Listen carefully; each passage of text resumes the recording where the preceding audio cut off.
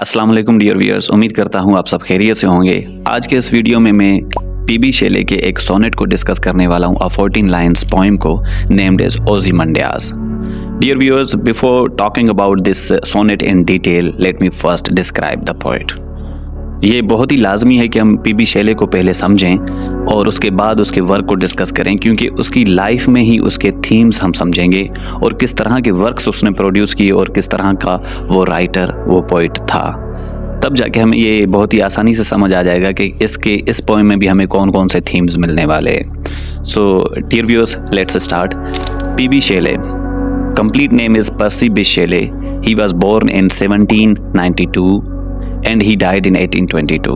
Dear viewers, he was a British poet of the Romantic age which started with the publication of lyrical ballads in 1798 and ended in 1837. So he was purely from Romantic age.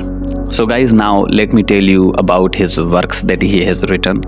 He has written Revolt of Islam, and he has written Ode to the West Wind, which is considered to be the masterpiece, magnum opus of P.B. Shelley and of English literature as well.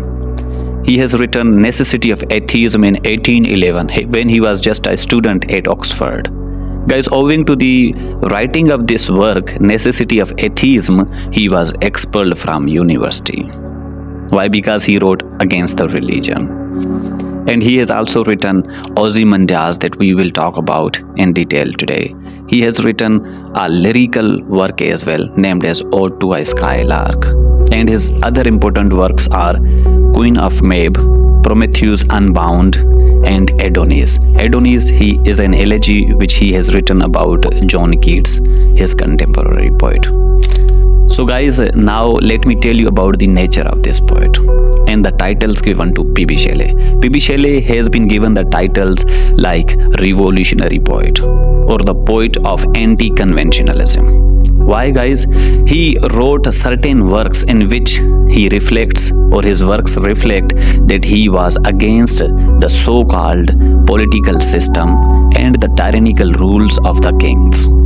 So that's why even this work, Ozymandias, depicts that he was against the rule or kingdomship of George III, and sometimes it is interpreted that Ozymandias is criticizing the rule of Napoleon Bonaparte, French ruler. Dear viewers, P.B. Shelley को different titles के साथ भी associate किया जाता है, जैसे कि he is known as the poet of change, poet of revolution, poet of lyricism, and poet of anti-conventional social structure. Guys, जो वर्क इसने प्रोड्यूस किए हैं उससे भी हमें रिफ्लेक्शन मिलती है कि ये किस तरह पोइट ऑफ चेंज और पोइट ऑफ एंटी कन्वेंशनलिज्म था। सो डियर व्यूअर्स, हमने पीबी शेले को समझ लिया कि वो किस तरह का पोइट था। अब हम इसके इस सोनेट को एक्सप्लोर करते हैं, लेकिन सीक्वेंस क्या होगा? सबसे पहले हम इसके डिफ़िकल्ट वर्ड्स को एक्सप्लोर करते हैं, उनकी मीनिंग्स देख लेते हैं। उसके बाद फिर हम इसकी लाइन बाय लाइन एक्सप्लेनेशन को समझते हैं, फिर हम इसकी थीम्स को डिस्कस करेंगे और फिर हम इसके पोइटिक डिवाइसेस जो कि इसमें यूज़ हुए हैं, and finally we will briefly analyse the whole sonnet. So आइए स्टार्ट लेते हैं। सबसे पहला जो डिफ़िकल्ट वर्ड हमें मिलता है वो है एंटीक। एंटीक कहते हैं किसी पुराने ज़माने से बिलोंग करने वाला शख्स या पुराने ज़माने से बिलोंग करने वाली जगह या चीज़। So mean very old and ancient. And the other word is trunkless, which means missing its body, जिसका कोई धड़ ना हो, शरीर ना हो। तीसरा वर्ड है हमारे पास visage, which means face of the statue, उस मुजस्मे का चेहरा जो कि इस पूरे सोनेट में डिस्कस किया गया है। एंड फोर्थ हमारे पास एक पूरा फ्रेज है sneer of cold command, which means angry facial expressions of that statue that has been discussed. Fifth हमारे पास वर्ड है mocked, which means to imitate और टू रिक्रिएट समथिंग। सो हम कह सकते हैं in order to create fun of someone और something. And sixth word है हमारे पास colossal. Colossal means massive, huge, in a big amount. And seventh word है रेक, विच मीन्स डिस्ट्रक्शन और डीके, मीन किसी चीज़ का तबाह हो जाना या उस चीज़ का आहिस्ता आहिस्ता ख़त्म होते जाना। Boundless, boundless mean limitless, infinite, mean something जिसका कोई एंड ही नहीं है, बहुत ज़्यादा मिकदार में। उसके बाद है हमारे पास despair, which means sad and gloomy and dejected. फिर उसके बाद हमारे पास वर्ड है frown, which means angry look of someone. And then we are having wrinkled lip, which means dry and torn lip. फटे हुए खुश्क होंठ के बाद हमारे पास है स्कल्प्टर। स्कल्प्टर हम कहते हैं जो मुजस्मा बनाने वाला होता है। Depleter of stones which turns stones into a statue. अगला वर्ड है हमारे पास stamp which means to mark something, to note down और इंस्क्राइब समथिंग। और जो लास्ट वर्ड है हमारे पास वो है पेडिस्टल। पेडिस्टल एक ऐसी चीज़ होती है जिस पे मुजस्मा ठहराया जाता है, या स्कूल्स कॉलेजेस में आपने देखा होगा झंडा जो लगाया जाता है तो उसके लिए एक पेडिस्टल बनाया जाता है, फिर उसमें उस झंडे को फिक्स किया जाता है, तो उसको हम पेडिस्टल कहते हैं। सो डियर व्यूअर्स, ये तो हो गए वर्ड्स एंड मीनिंग्स। अब हम बात करते हैं पोएम के एक्सप्लेनेशन की line by line. But before starting this let's explore the title Ozymandias. Ozymandias था कौन? ओज़िमंडियास इजिप्ट का एक फेमस किंग था who was politically and administratively very strong and powerful ruler, and he was considered to be the tyrant and cruel ruler as well. He ruled from 1279 to 1213 BC. Dear viewers, ओज़िमंडियास इसका Greek name है, लेकिन उसका जो असल नाम था वो था रेमसेस II, लेकिन ग्रीक लैंग्वेज में उसको ओज़िमंडियास कहा जाता था। सो आइए स्टार्ट लेते हैं। I met a traveller from an antique land. Poet कहता है कि मैं एक पुरानी सरजमीन से बिलोंग करने वाले एक मुसाफिर से मिला, हु सेड, जिसने मुझे बताया कि two vast and trunkless legs of a stone, पत्थर की बनी हुई दो बहुत बड़ी लेग्स, बगैर शरीर बगैर धड़ के, स्टैंड इन द डेजर्ट, सेहरा में खड़ी हुई थी या पड़ी हुई थी, near them on the sand, उन्हीं के नज़दीक उसी रेत में, half sunk a shattered visage lies. Shattered means broken into pieces, visage mean face of the statue. तो एक मुजस्मे का टूटा हुआ आधा रेत में धंसा हुआ चेहरा पड़ा हुआ था। हुज फ्राउन, जिसकी angry look, and wrinkled lip, और फटे हुए ड्राई होंठ, and senior of a cold command, और उसका फेशियल एक्सप्रेशन ऐसे जैसे कि किसी को टायरेनिकली एंड क्रूली ऑर्डर दे रहा हो नजर आ रहा था। Tell that its sculptor well those patients read, ये बता रहा था कि इसके बनाने वाले ने, मुजस्मा निगार ने, स्कल्प्टर ने इसको ऐसे बनाया है कि आज भी ये तमाम चीज़ें ऐसे लग रही हैं जैसे कि लाइवली हों, और कोई वाकई देख रहा है कि एक किंग बाकायदा जिंदा सामने खड़ा है और किसी को एंग्रीली कमांड कर रहा है। अगली लाइन है विच येट सर्वाइव, जो कि हालांकि ये दौर तो उस किंग का ख़त्म हो गया और वो किंग भी ख़त्म हो गया, लेकिन अब भी वो किंग की टायरेनी को या क्रूल रूल को इस मुजस्मे के थ्रू रिफ्लेक्ट कर रहा है कि ये अभी भी जैसे कि जिंदा हों और सरवाइव कर रहे हों। Stamped on these lifeless things, और ये तमाम के तमाम पेशेंस, उसके एक्सप्रेशंस उसने इस मुजस्मे में इस तरह, इस बेजान मुजस्मे में इस तरह मार्क कर दिए हैं या फिर उसमें इंस्क्राइब कर लिए हैं कि जैसे कि वो आज भी जिंदा हों, तमाम की तमाम चीज़ें। The hand that mocked them and the heart that fed, यहाँ पे हैंड जो है स्कल्प्टर को इंडिकेट कर रहा है कि स्कल्प्टर ने कैसे ब्यूटीफुली इस मुजस्मे को बनाया है, इसको इमिटेट किया है, मॉक किया है।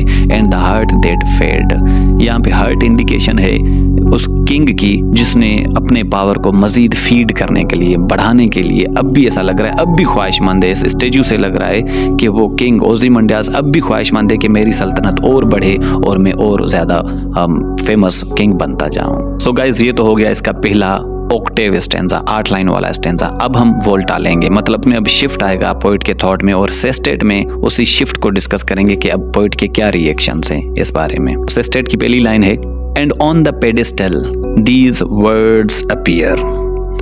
उसी पेडिस्टल पे ये वाले वर्ड्स लिखे हुए थे, उस स्टेचू के नीचे जो पेडिस्टल लगा हुआ, my name is Ozymandias, king of kings, look on my works, ye mighty and despair. Guys, यहाँ पे किंग की सेल्फिशनेस को डिपिक्ट किया गया है कि वो कितना एरोगेंट था, कि अपनी सल्तनत पे कितना प्राउड फील करता था। लेकिन यहाँ पे पोइट ने आयरोनिकली इस सिचुएशन को डिस्क्राइब किया है कि अब तो उसके इर्द गिर्द सिर्फ डिस्ट्रक्शन थी। किस काम को देखें, किस सल्तनत को देखें, किस एडमिनिस्ट्रेशन को देखें, everywhere there was just destruction. So that's why he has depicted ironically that your power is no longer, there is just desert, there is just sand and ruins. So guys, अगली line है, nothing beside remains, और इसके इर्द गिर्द कुछ भी नहीं था जो कि हमें नजर आता। Round the decay of that colossal wreck, और इस मुजस्मे के इर्द गिर्द सिर्फ डिस्ट्रक्शन थी और ruins थे।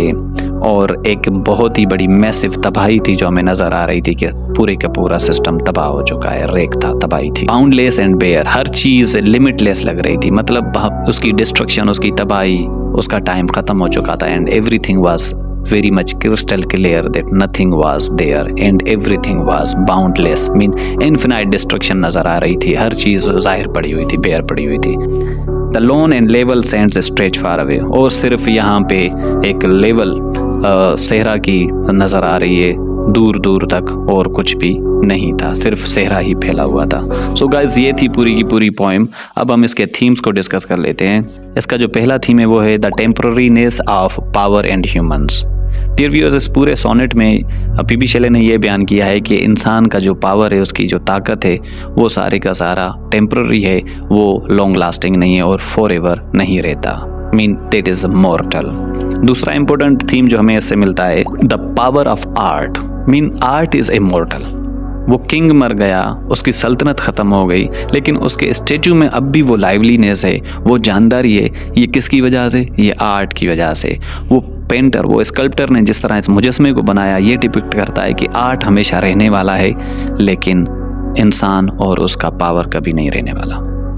वो ट्रांजिटरी है और टेम्पररी है। थर्ड इंपॉर्टेंट थीम जो है इसका, वो है nature's dominance over humanity. Nature की डोमिनेंस किस तरह यहाँ पे डिपिक्ट की गई है कि सहरा ने उस मुजस्मे को तबाह कर दिया वक्त के साथ साथ, और नेचर ही सिर्फ नज़र आ रही है हमें, सहरा, जो कि सहरा कभी गलता सड़ता नहीं और हमेशा रहने वाला है। मतलब ये नेचर का पार्ट है। मुजस्मा इंसान का बनाया हुआ था, वो भी आहिस्ता आहिस्ता डिस्ट्रॉय हो रहा था, लेकिन सहरा डिस्ट्रॉय नहीं हो रहा था। मतलब उसकी जो ब्यूटी है, उसकी जो लुक है, that is ultimate and never ending. Last जो इसका थीम है वो है warning against pride, mean selfishness और एरोगेंस के अगेंस्ट वार्निंग है ये पोएम, ये सोनेट, कि इंसान को या किसी बादशाह को या रूलर को अपने पावर पे इतना प्राउड नहीं होना चाहिए, इतना प्राइड नहीं होना चाहिए कि वो ये भूल जाए कि वो मॉर्टल है और उसे मरना है। सो डियर व्यूअर्स, ये थीम्स हो गए। अब हम बात करते हैं इसमें यूज़ होने वाले पोएटिक डिवाइसेस की। सबसे पहला जो हमें पोएटिक डिवाइस मिलता है वो है मेटाफर। ये स्टेचू खुद में ही पूरा एक मेटाफोरिकली डिस्क्राइब किया गया है कि ये बताता है इंसान के फ्लीटिंग पावर को, मतलब जो कि ट्रांजिटरी है, टेम्पररीनेस को बता रहा है, इंडिकेट कर रहा है कि चीज़ें ख़त्म होती जाती हैं। स्टेचू खुद मेटाफर है। दूसरा जो हमारे पास इंपॉर्टेंट पोएटिक डिवाइस है वो है इमेजरी। हम पूरे के पूरे सोनेट में बार बार इमेजेस देख रहे हैं कि two trunkless legs without having any body are standing in the desert. ये एक इमेज क्रिएट करता है हमारे माइंड में। स्टेचू खुद हमारे माइंड में एक इमेज क्रिएट करता है, और इसके अलावा सहरा हमारे माइंड में एक इमेज क्रिएट करता है। तो पोइट ने इमेजरी का भी भरपूर यूज़ किया है। जो अगला हमारे पास पोएटिक डिवाइस है वो है साइनेक्डोज। साइनेक्डोज ऐसी चीज़ को इंडिकेट करता है कि आप एक पार्ट किसी बॉडी का ले लेते हैं और वो पूरी बॉडी को डिस्क्राइब करें, mean part represents the whole.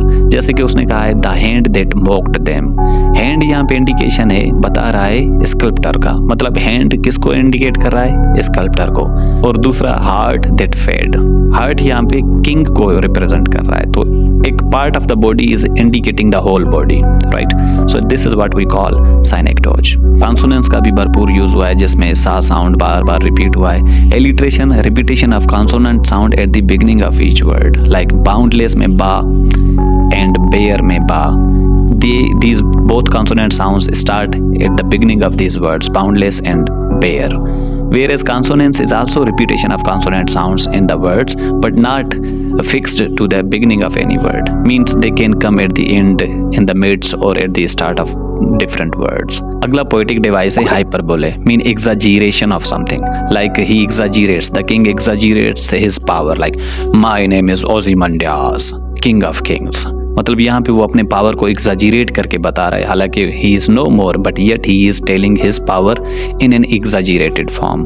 अगला जो पोएटिक डिवाइस है वो है एन्जेम्बमेंट। एन्जेम्बमेंट ऐसी एक पोएटिक डिवाइस है जिसमें एक बात एक लाइन में ख़त्म नहीं होती, वही बात आगे थॉट मूव कर रही होती है, अगली लाइन या तीसरी या चौथी लाइन में जाके बात ख़त्म होती है। सो डियर व्यूअर्स, हमने इस पोएम के एक्सप्लेनेशन, थीम्स और पोएटिक डिवाइसेस को डिस्कवर कर लिया, और पोएट की बायोग्राफी को भी।